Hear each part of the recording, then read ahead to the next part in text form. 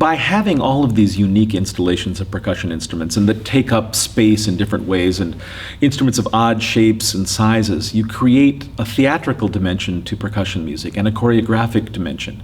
Now, I suppose in the earliest days, and this is what my training was like, we learned to put these instruments in the most efficient way possible. In other words, the least amount of extraneous movement, which meant that you can move from instrument to instrument rapidly and smoothly, and melodic lines would not be compromised by awkward or jumpy movements.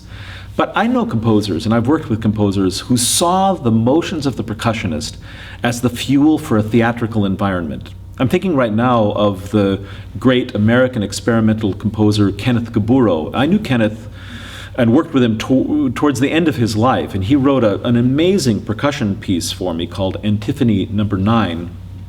It was a very large setup, and Kenneth, as I learned to play the piece better and better, I got smoother and slicker at the movements, and at a certain point, I could play the piece without really breaking a sweat, and he hated that. He wanted to see effort. He wanted to see the body contorted between instruments, because that's why he designed the setup. He designed the instrumental array in such a way that it forced me into unusual physical positions and choreographic movements and theatrical contexts.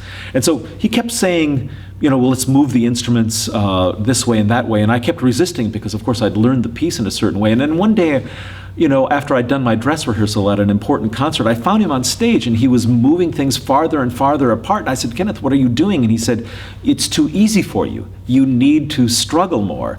And I said, well, I won't be able to play the piece. And then he said, well, maybe you could play it without your glasses on. And I said I couldn't even find the stage without my glasses. So we agreed, in essence, in that situation, to disagree. But what was at the root of that conversation was that there is theatrical heat created by the relationship of the sizes and shapes of percussion instruments and by the choreographic necessities of performing them.